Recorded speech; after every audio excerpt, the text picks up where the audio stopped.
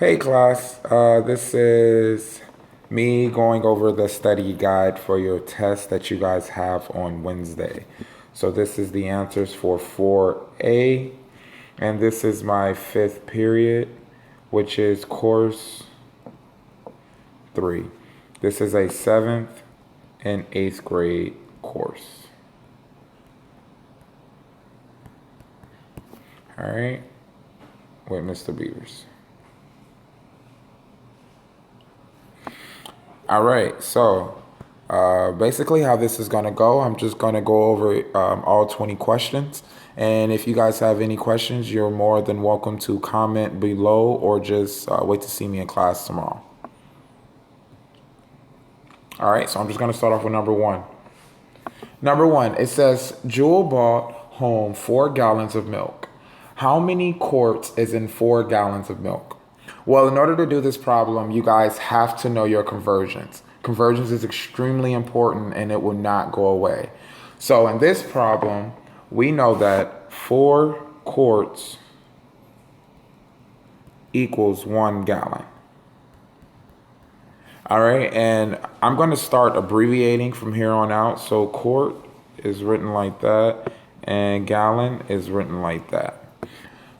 So if we know that we have 4 gallons of milk and we want to figure out how many quarts, we know that there is 4 quarts in 1 gallon. So if we have 4 gallons, we want to know how many quarts. Basically, with this problem, it's just simple multiplication. We can just take 4 times 4. And our answer is 16. So we actually have 16 quarts. All right, I'm going to move on to question 2. One pack of trading cards sells for $1.50. How many complete packs can Jordan buy with $10? Well, with this problem, we want to know how many times can $1.50 go inside of $10. So this is just simple division.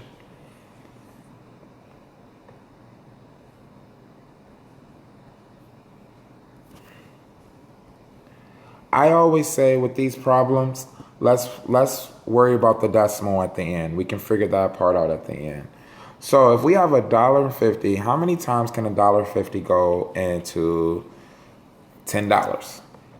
If we look at this, we know that, it's kind of like a guess, a trial and error type of thing, but we should be able to use simple mental math to figure this out.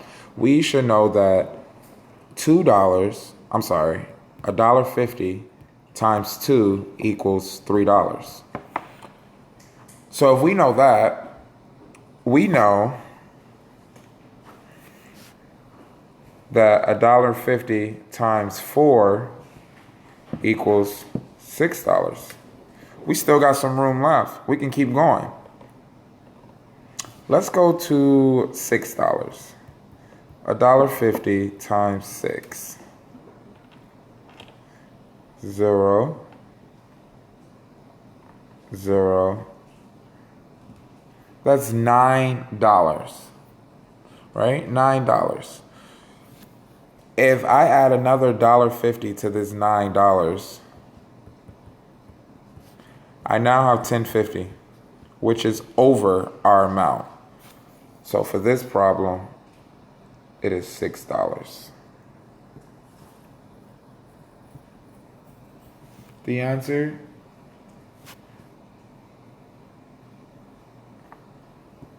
is actually 6 packs.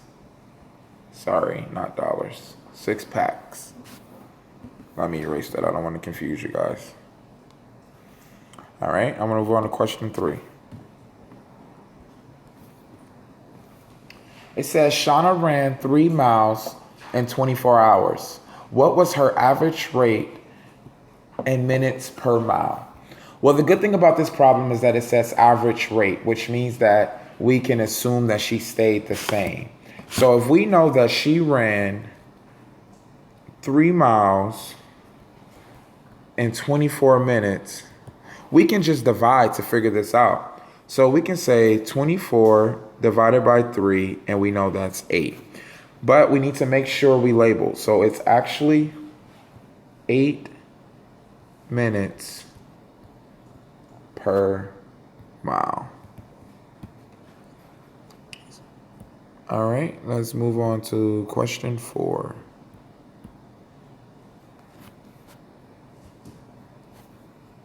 It says, if Robert reads 2 pages per minute, how many pages could he read in 1 hour and a half? All right, so if he can read 2 pages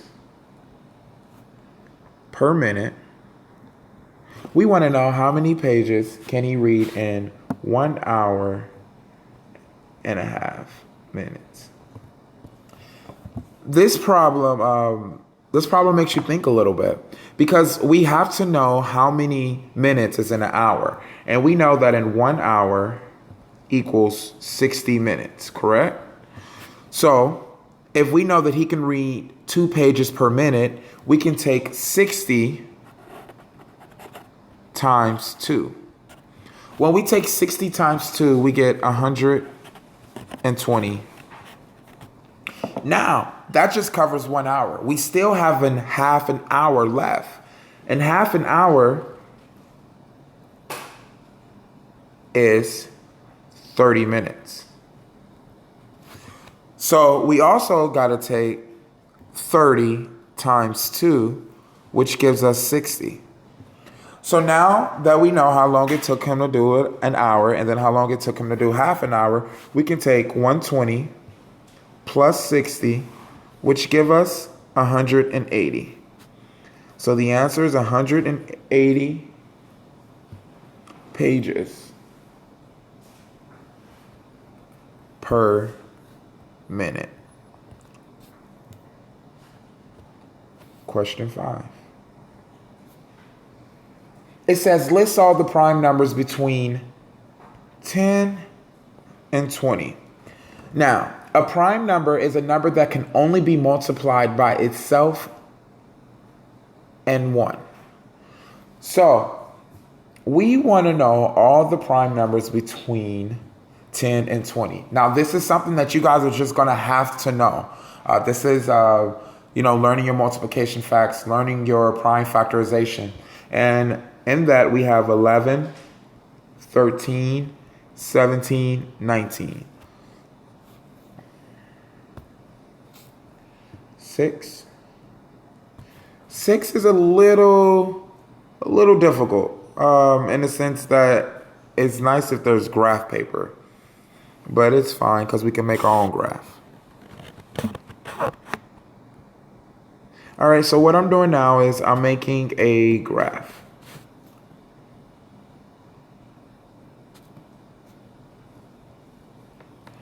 And anytime you make a graph, it's always important to label. So this is the y-axis, and this is the x-axis.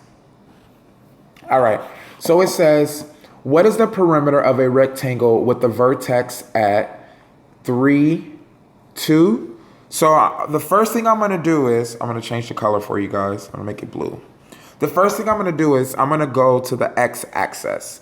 Once I get to the x-axis, I'm then going to count 3. So that's 1, 2, 3. And now I need to go up. I'm going to go up because it's a positive 2. So I'm going to go up 2. 1, 2. So I'm going to label that. And we're going to call this point A. All right. Then the next point says negative 2, 2. So at negative 2, 2, I need to go to the x-axis again, but this time I'm going behind. I'm going behind 0 because I'm counting negative numbers. So this is negative 1, this is negative 2. And I'm going up a positive 2. So because I'm going up a positive 2 on the y-axis, I am going up. So this is 1, this is 2, and this point is going to be right here, and we're going to call this point B. All right, and now I got -2, -2. So I need to go back to the -2. So I go behind 0 to the left, -1, -2, and now I'm going to go down -2. All right, so I'm going to go down -2 on the y-axis. -1, -2, and then this is my point right here. We're going to call this C. All right, and then after that, I got +3, -2. So this is where a lot of kids get it mixed up at. You're going to start at the x-axis, and we're going to go to the right. All right, you're going to go to the right. You're going to go to the right 3 times. So we're going to go 1, 2, 3.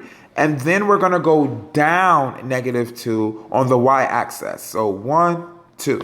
We're going to label this D. All right, now I'm going to connect this. When I connect this, I have a rectangle. I created a rectangle. Now the question is, what is the perimeter? So this is a very simple problem. We can just count what it takes for us to get to point A to point B. So I'm going to make that a little bit thinner, and I'm going to change the color to green. All right. So I'm going from A to B. All right. So I'm going to say 1, 2. This is 3, 4, 5. So from get to A to point B, it takes 5 units. All right, and now I need to figure out what it takes to go from, I'm going to change colors again for you guys. Let's go orange. What it takes to get from A to D. All right, so start up here. This is 1, 2, 3, 4. It takes 4 units. All right, let's go back to the red. Takes 4 units. So when I do the perimeter, if I know that one side is 5 units, I know that the other side is 5 units. And if I know that one side is 4 units, then I know that the other side is 4 units. So to do the perimeter, I have 5 plus 5 plus 4 plus 4. 5 plus 5 is 10. 4 plus 4 is 8. Sorry, I wrote that kind of weird. 10 plus 8 is 18. So they did not give us a measurement, but I cannot say the answer is 18. Since we do not know the measurement, we have to say 18 units. All right. For question 7, it says, what is the area of this rectangle? So if we know that area, I'm going to move down here, area equals length times width. All right. The length is 5. The width is 4. 5 times 4 is 20. Now, I just can't say 20. We don't know the measurements, so we have to use the word units. You guys, if you do not use the word units, I will mark your answer wrong. It is very important that you guys label. So this answer is actually 20 units, and because it is area, squared. All right, so that's question 6 and 7. All right, I'm going to move on to question 8. All right, it says, Gina measured the heights of the corn sprouts in her garden. She has 18 centimeters, 16 centimeters, 19 centimeters, 18 centimeters, 15 centimeters, 19 centimeters, 18 centimeters, and 17 centimeters. The question is, what is the mode of the measures? So you guys have to understand what mean, median, and mode means. All right, so when we're dealing with the mode, that is the most we can say the most occurred number, the most common number. It's the number that happens the most. That's always the easiest for me to remember. When I see mode, I think most. So in this problem, we say 18 three times. So the answer for this problem is 18 centimeters. Yes, it's that simple. All right. Question 9. All right. It says estimate the sum of 6.27 and 4.91 by rounding each number to the nearest whole number. All right, so we're rounding and we're estimating. All right, first off, we need to understand what the word sum means. Sum means addition. All right, that's very important. So this, we know that we're adding. Let me make my pencil a little bit sharper. So we know that we're adding.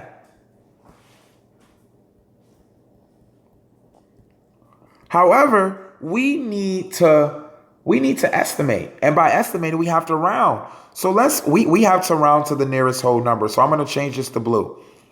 When we're rounding, and for this problem, we're rounding to the nearest whole number, that means we're looking at the 6 and we're looking at the 4. Is this going to stay a 6 or is it going to round up to a 7? So in order for us to determine that, change it to orange. We need to box this 2. When we box this 2, does this 2 tell us to stay the same or round up? My thumb rule is this. Numbers between 1 and 4 equals stay. Oh, wait. Stay the same. 5 and 9 goes up. So the 2 is between the 1 and 4. So because it's between the 1 and 4, the 6 stays the same. So this 6.27 just stays 6. Keep my plus sign. Now we got to look at the 4. So I look at this 9. I box the 9. Does this 9 tell me to round up or does it tell me to stay the same? Now, the 9 falls between the 5 and 9, and that tells us to go up. So this 4 becomes a 5. 6 plus 5 equals 11. So when we estimate, that's how we do it. All right. I do not want to see you guys adding 6.27 plus 4.91. If I see that, and if you guys give me an exact answer, the answer will be wrong. You guys must estimate. Quick question, bonus. When do you guys use estimation in real life?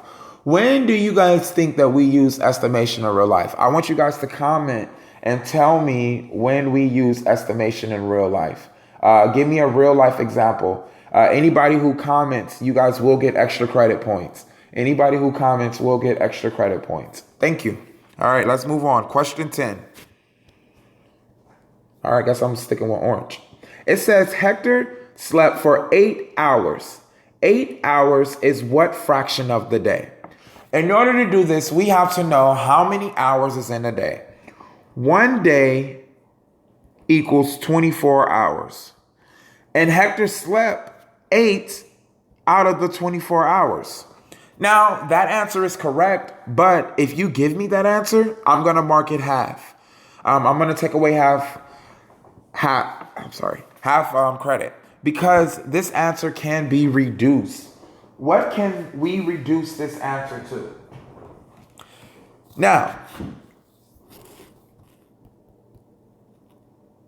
oh wait, I'm waiting as if you guys are like in class and you guys are gonna give me an answer. I'm sorry. Well, I'll just go. So 8 can go into 24.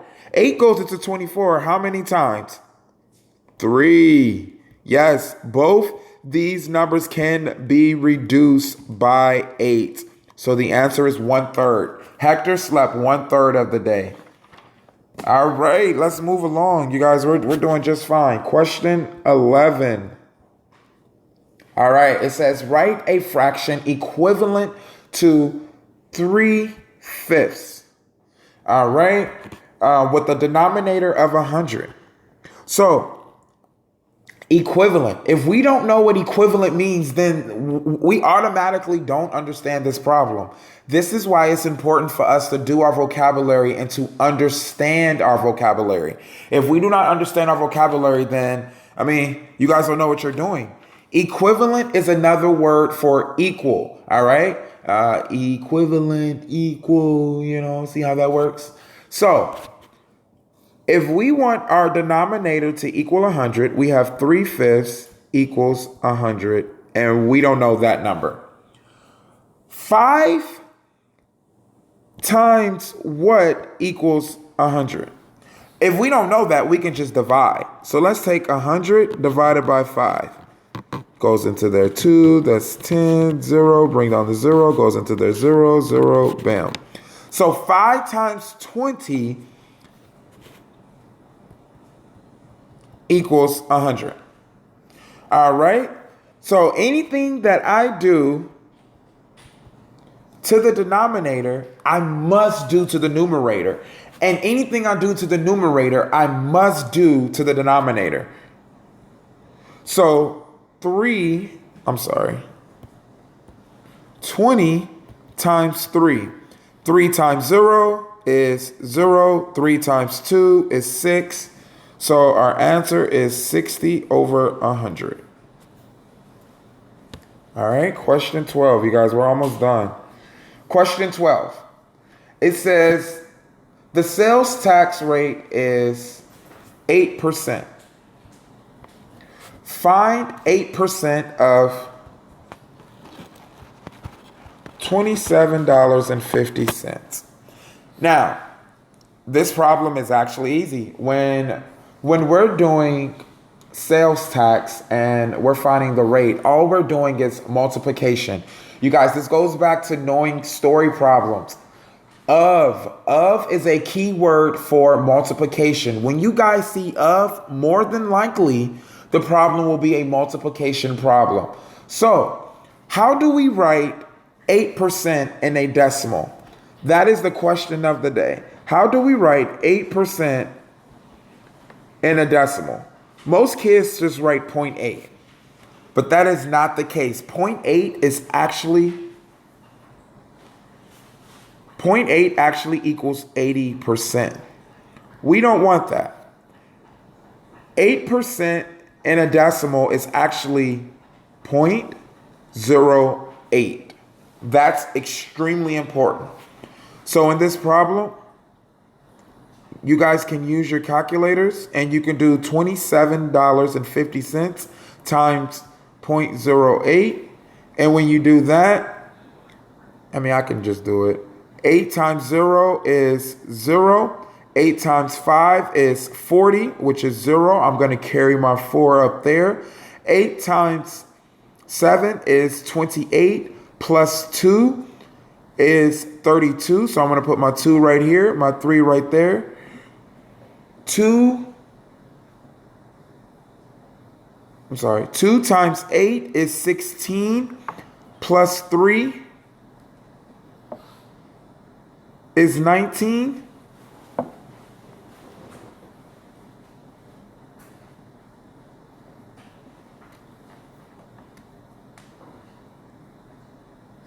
All right, and then we got the 0, 0, 0, 0, 0.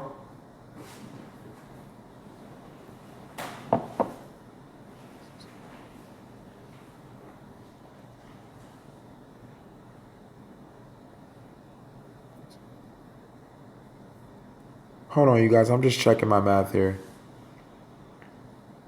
8 times 0 is 0. 8 times 5 is 40. 0, carry the 4. Aha! You see? I'm human. I knew this answer didn't look right, you guys. I made a mistake.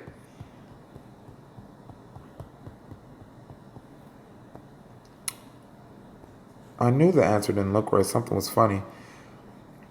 Let me redo this. 8 times 0 is 0. 8 times 5 is 40. I'm going to put the 0 right here, carry the 4. 8 times 7 is 56.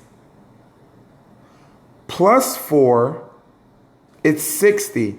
So I'm going to do that, and then I'm going to put my 0 right here. I'm going to put my 6 right here. 8 times 6 is 16, plus 6 is 22. All right, and I have 4. I'm going to move over 4 decimal places. And the reason why I'm moving over 4 decimal places is because of this. All right, so this is 1, 2. So that's 2. 1, 2. That's another 2. This tells me that I need to go 2 plus 2 decimal places, which is 4. Start right here. 1, 2, 3, 4. All right, so your sale tax is going to be $2.20. Sorry about that mistake.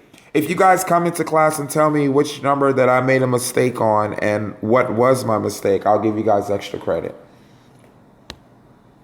All right, let's move on to question 13. Oh, this is a simple one. A quadrilateral has how many sides? You guys need to know your polygons and you guys need to know the sides. All right, a quadrilateral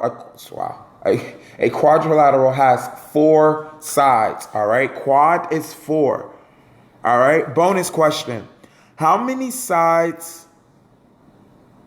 Not how many sides. What do we call a polygon that has 9 sides? Write that in the comment section.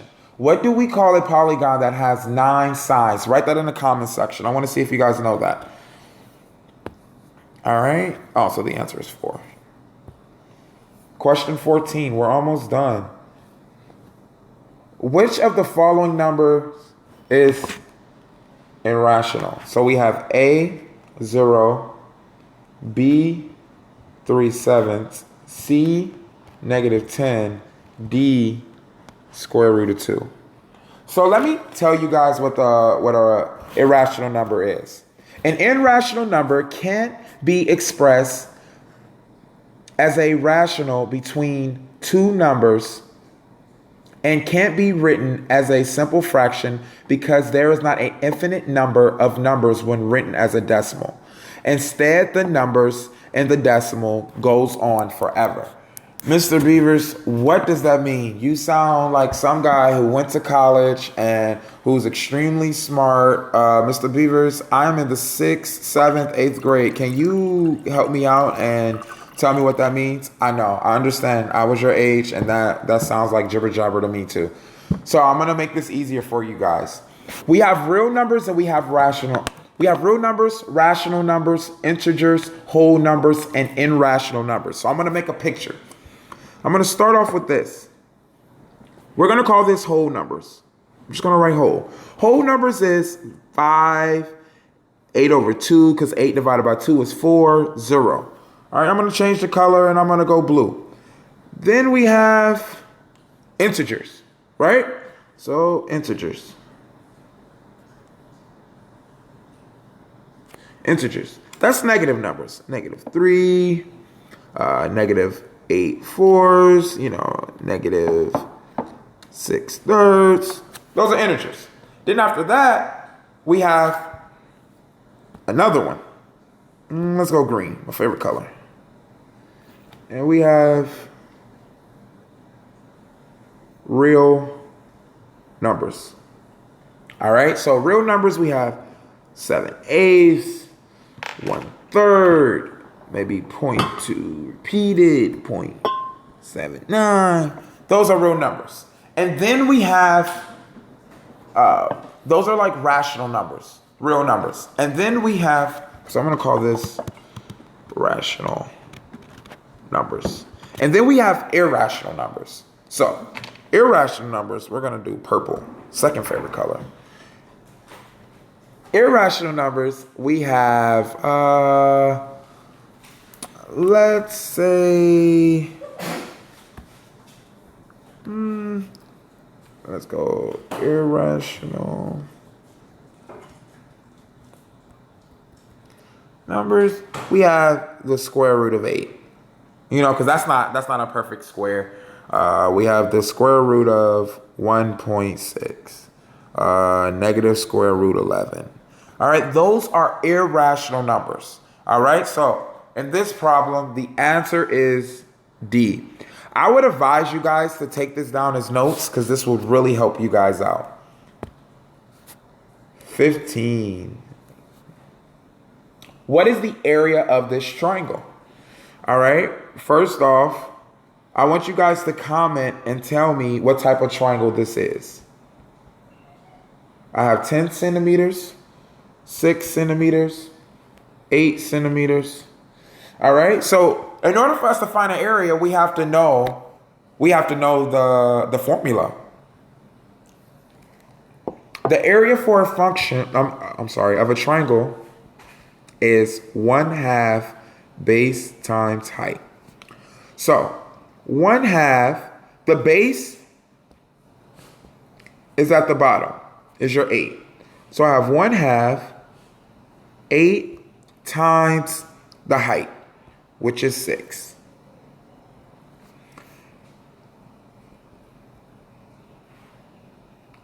Eight times 6 is 48.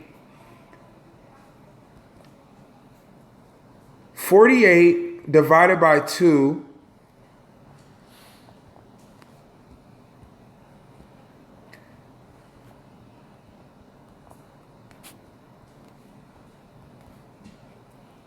is 24 centimeters squared. You guys were almost done, I promise. All right, 16. An angle that measures 45 degrees is what type of angle? It is acute. All right, so here we go. Less than 90 degrees. Right angle is 90 degrees. Obtuse angle is greater than 90 degrees. All right, that's important. 17, it says solve by inspection. All right, so we have 3x minus 1 equals 20. All right, I want to see the river. We're going to put a river right down there, down the middle. And we need to keep this balanced. All right, so anything I do to the left, I must do to the right. At the end, I want my answer to say x equals a number. That's what I want. X equals a number. In order to do that, we have to do the inverse operation. We have to get rid of this -1. So how do I get rid of this -1? How do I make this -1 0? The only way to do that, is to add 1. When I add 1, -1 plus 1 is 0. Think, Mr. Beavers, can I borrow $1 because I left my money at lunch? Okay, yeah, I left my money at home. Yeah, that's fine. I gave you $1. Tomorrow, you pay me back the $1. How much money do you owe me? You owe me nothing. You owe me 0. Nada. However, anything that I do to one side, I must do to the other side. Plus 1. So let's rewrite everything because Mr. Beavers, you got a whole bunch of X's and arrows. Let's rewrite this. So I'm going to rewrite this. I'm going to bring down my 3x because I didn't touch it. I'm going to bring down my equal sign because I need that. And then I'm going to take 20 plus 1, which gives me 21. We're so close. We're almost done. Now we just need to solve for x. We know that this relationship right here, x and 3, what are they doing? They're right next to each other. If they're right next to each other, then that means they are multiplying. And if they're multiplying, I need to do the inverse operation so they can go away. In order to do the inverse operation so they can go away, we must divide. Divide. So I'm gonna erase this box right here. So when I divide by 3, 3 divided by 3 is 1. Goes away. I still have that x. But anything that I do to one side, I must do to the other side. So I got 21 divided by 3. 21 divided by 3 equals 7. So x equals 7.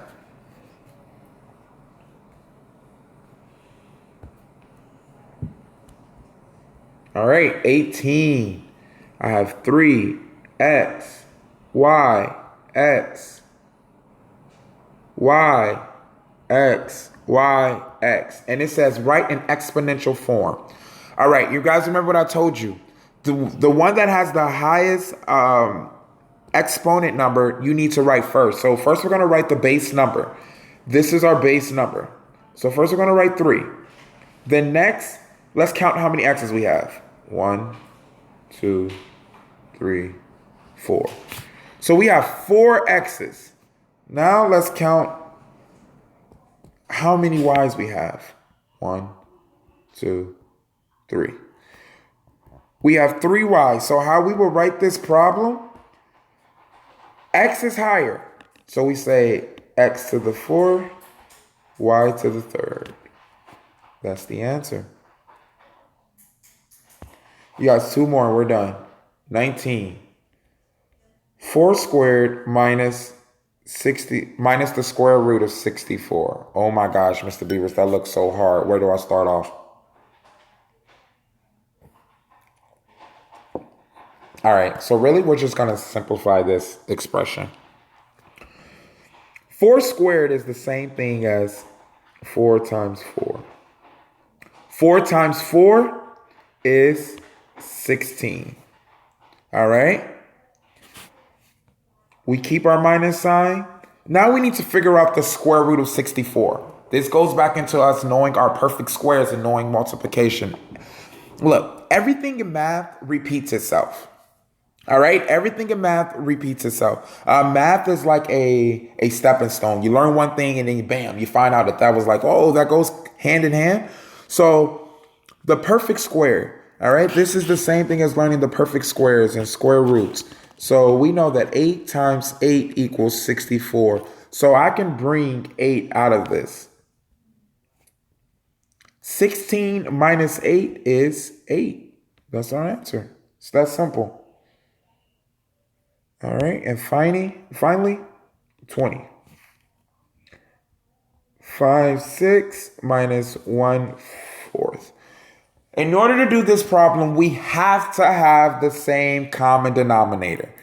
Most kids will say that the common denominator is 24, and you will be wrong. That is not the common denominator. The common denominator in this problem is 12.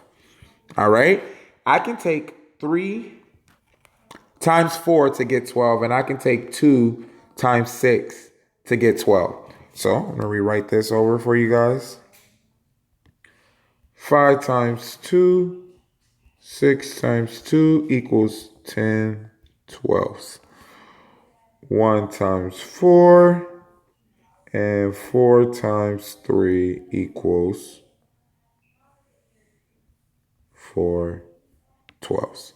All right, so originally our problem was subtraction. So I got 10 twelfths minus 4 twelfths. Oh, I'm sorry, you guys. Man, I don't know. That's supposed to be a 3, you guys. I'm human. I make mistakes. There we go. 10 minus 3 equals 7. Denominator is 12. That's our answer.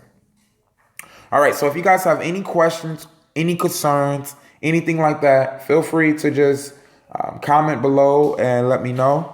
Other than that, you guys have a wonderful day. I hope you guys study for the test. All right, I'll see you guys in class. Bye-bye.